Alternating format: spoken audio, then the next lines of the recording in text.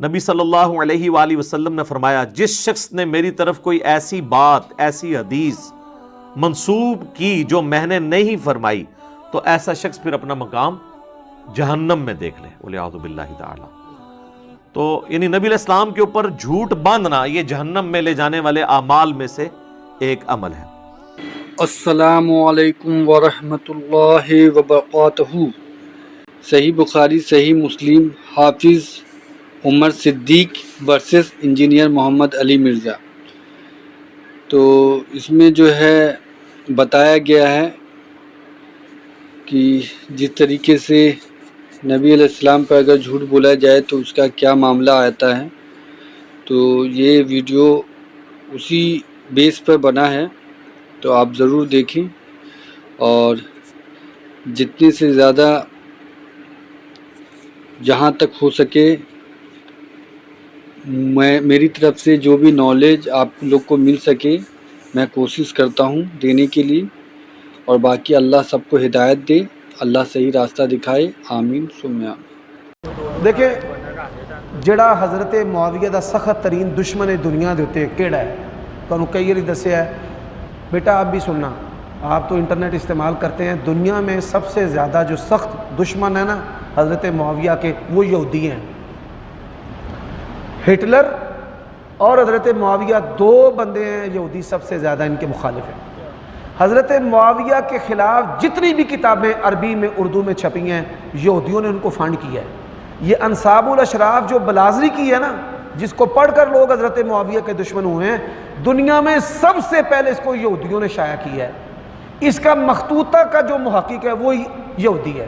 لیکن اللہ کے فضل سے ہمارا یہ چیلنج ہے کہ کوئی بھی بخاری مسلم کی حدیث قرآن کی کسی آیت سے نہیں آپ کو ٹکراتی نظر آئے گی، فٹ ان بیٹھیں گے۔ ایاک نعبد و ایاک نستعین میں یہ حدیث فٹ بیٹھ رہی ہے، اس لیے ہم بخاری مسلم پہ زور دیتے ہیں۔ دوسری بات، بخاری مسلم کی صحت کے اوپر اہل سنت کا اتفاق ہے۔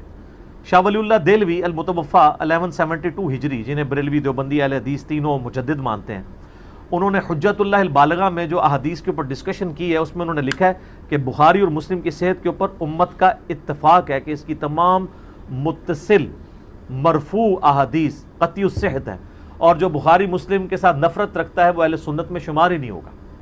اور لکھا ہے تمام احادیث اس کی متصل مرفوع احادیث صحیح ہیں، اور کہتے ہیں اس پہ کسی کا اختلاف نہیں ہے۔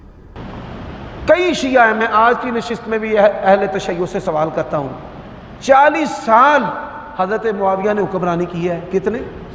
40 سال، 20 سال وہ امیر رہے ہیں، 20 سال وہ خلیفہ رہے ہیں، ان کی 20 سالہ قیادت کا کوئی ایک فالٹ لے ہیں، جاؤ۔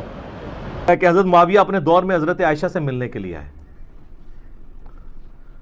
سیدہ عائشہ نے کہا کہ اے معاویہ، تجھے اللہ کا خوف نہیں آتا جو کچھ تو نے حجر ابن عدی اور ان کے ساتھیوں کے ساتھ کیا؟ حجر ابن عدی شیعان علی میں سے تھے، شروع کے مسلمانوں میں سے تھے، ان کو حضرت معاویہ نے ظلماً شہید کروایا۔ وہ پوری ڈیٹیل آپ کو مستدل حاکم میں ایک پورا چیپٹر ہے حجر ابن عدی کا، وہ سر میری ویڈیوز دیکھ کے امام حاکم نے نہیں، میری پیدائش سے بھی وہ پہلے کا ہے، 1000 سال پہلے۔ وہ 13 حدیثیں آپ پڑھیں، آپ کے آنسو نہیں رکیں گے کس ظلم کے ساتھ حجر ابن عدی کو قتل کروایا گیا، صرف اس بات پہ کہ یہ جمعے کی نماز لیٹ کر دیتے تھے، ممبروں پہ سب و شتم حضرت علی پہ کرتے تھے، یہ مخالفت کرتے تھے۔ اور اس شخص کی قبر وہاں پہ کھودی گئی جو علاقہ حضرت عمر کے دور میں حجر ابن عدی نے فتح کیا ہوا تھا۔ ہائے ہائے ہائے۔ اور آخری وقت میں کہا گیا کہ بچت کی ایک صورت ہے کہ حضرت علی پہ لعنت کر دو، چھوڑ دیں گے۔ ان کا پوری زندگی علی سے عشق کیا، اب موت کو دیکھ کے تو میں حضرت علی کے اوپر سب و شتم کر دوں؟ اور کہا 2 نفل پڑھنے کی اجازت دو، اور نفل تیزی سے پڑھے، اور کہا میں نے اس لیے تیزی سے پڑھے تاکہ تمہیں یہ نہ ہو کہ میں موت کو ڈیلے کرنے کے لیے نماز اس طرح پڑھ رہا ہوں، میں نے زندگی میں کبھی اتنی تیز نماز نہیں پڑھی۔ اور پھر کہا وصیت کی لوگوں کو، تو انہوں نے وہاں پبلک کو وصیت کی کہ مجھے میری انہی بیڑیوں میں اور انہی خون آلود کپڑوں میں دفن کرنا ہے، قیامت والے دن پولیس رات پہ میں معاویہ کا گریبان پکڑوں گا۔ ان کے ساتھی بھی قتل کیے گئے، صرف ایک ٹسل کے اندر کہ حضرت علی کے سپورٹر کیوں ہے۔ اب حجر ابن عدی ان کے ساتھیوں کا جب قتل ہوا، سیدہ عائشہ تو پھر بڑی دکھی تھی اس کی وجہ سے. تو حضرت معاویہ جب ملنے کے لیے آئے، مسند امام احمد المسند الحاکم میں موجود ہے، شعیب ارنوت نے کہا حدیث صحیح ہے. کہا معاویہ تجھے کوئی خوف نہیں آیا؟ تو نے حجر ابن عدی اور ان کے ساتھیوں کے ساتھ جو کچھ کیا، اور تجھے ڈر نہیں لگتا کہ میں ایک بندہ مقرر کروں جو چھپ کے تیرے اوپر وار کرے اور تجھے قتل کرتے؟ یعنی حضرت عائشہ کا غصہ کس لیول کا تھا کہ میں گریلا وار کروا کے تجھے مروا نہ دوں. تو انہوں نے کہا کہ ام المومنین، ہم آپ سے یہ ایکسپیکٹ نہیں کرتے کہ آپ ایسا کریں گی، کیونکہ ہم نے نبی علیہ السلام سے سنا ہے کہ مومن کبھی چھپ کے وار نہیں کرتا. لوگوں کو حدیثیں سنانی. صرف ایک کوئی دنیا کا شیعہ مجھے اس سوال کا جواب دے دے، کوئی دنیا کا شیعہ. کیا آپ ڈر کے نہ بولیں، کھل کے بولیں. بیٹا جی دنیا کے اندر کئی حدیثیں ایسی ہیں جو حضرت معاویہ سے صرف صحابہ نے بیان کی ہیں، جن میں ابو سعید الخدری اور کسی صحابی سے وہ حدیث نہیں ہے. جی حدیث عمار. بیٹا دیکھو بات سمجھو، میں نے اس پر ایک سیشن کیا ہے، وہ پڑا ہوا ہے حافظ عمر صدیق پیج پر، آپ وہاں سے سننا. حدیث عمار یہ جو صحیح بخاری میں ہے، سب سے پہلا سوال ہے کہ امام بخاری ایک حدیث کو 30 مقامات پر لے کر آتے ہیں ان سے مسائل نکالنے کے لیے. حدیث عمار کو امام بخاری نے کتنی جگہوں پر بیان کیا ہے؟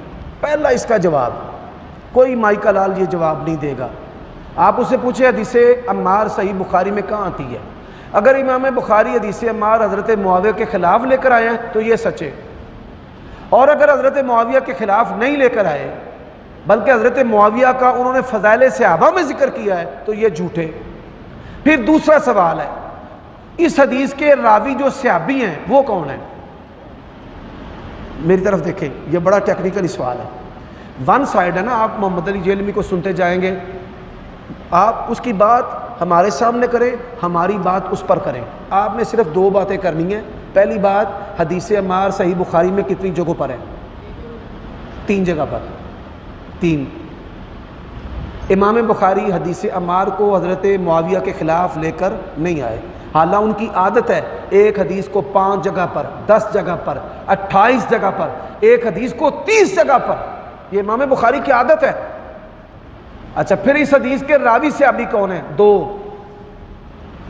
اے عمار تجھے ایک باغی گروہ قتل کرے گا، اس کے 2 راوی ہیں صحابہ میں سے. ایک حضرت ابو ہریرہ رضی اللہ تعالی عنہ، دوسرے ابو سعید الخدری رضی اللہ تعالی عنہ. دونوں نے حضرت معاویہ کی بیعت کی ہوئی ہے اور ان کے تابع دار ہیں. کتنی معمولی اور چھوٹی سی بات ہے. مولوی لمیاں گلاں کر دینے، مولوی جڑیاں یوریاں مار دینا، منڈیاں نو سمجھ نہیں ہوندی، منڈیاں نو دی گل سمجھ ہوندی ہے، علمی گلاں اتوں لنگ جاندیاں نے. میریاں گلاں دا جواب کیوں نہیں دیندا؟ وہ سارے مولویاں دے جتیاں سمیت جو چڑھ گیا ہے، چھوٹا وڈا دیوبندی بریلوی شیعہ انہیں کوئی چھڈیا ہی نہیں. ان کو جی ایک پھیرا عمر صدیق لاواں. پہلا سوال ہے یہ حدیث عمار بخاری چ کنیاں جگہ تے؟ دوجا سوال ہے بھئی حدیث عمار دے صحابی راوی کیڑے کیڑے نے؟ صحابی ابو سعید الخدری حضرت معاویہ کو اتنا متقی پرہیزگار سمجھتے ہیں کہ بعض حدیثیں انہوں نے حضرت معاویہ سے صرف اکیلے سے بیان کی ہیں. حدیث اہل حدیث اپنے آپ کو کہتے تھے نا. فقہ حنفی کا رد کرنے کے لیے نبی علیہ السلام کو امام بنا کے پیش کرتے تھے، بڑا اچھا کام ہے. لیکن جب سے امیر شام معاویہ ابن ابی سفیان رضی اللہ تعالیٰ عنہ کا مسئلہ کھڑا ہوا ہے، اب وہ یہ روایتیں ڈھونڈتے ہیں کہ حضور غصے کی حالت میں کچھ بھی کہہ سکتے ہیں. کیا یہ اہل حدیث کا عقیدہ تو چھوڑ دیں، کیا کسی عام مسلمان کا بھی یہ عقیدہ ہے کہ نبی علیہ السلام اپنی مبارک زبان سے کوئی ایسی بات کریں گے جو دیکھ لیں؟ ایک شخص کو بچانے کے پیچھے، وہ مولانا ساگ صاحب والی بات ہے، ایک بندے نو بچانے پیچھے قرآن و حدیث نو انہوں نے تختہ مشق بنا دیتا ہے. یعنی میں اس سے ہٹ کے ایک چھوٹی سی مثال کہ جس طرح کے بنی اسرائیل کو بچھڑے کی محبت پلا دی گئی تھی، ان کو پھر کچھ نظر نہیں آیا، ان کا پیغمبر بھی کوئی طور پہ گیا نا، تو 70,000 صحابہ جو ہیں وہ مرتد ہو گئے بچھڑے کو خدا بنا کے، پیغمبر کی موجودگی میں فوت نہیں ہوئے تھے. ایسی بچھڑے کی محبت.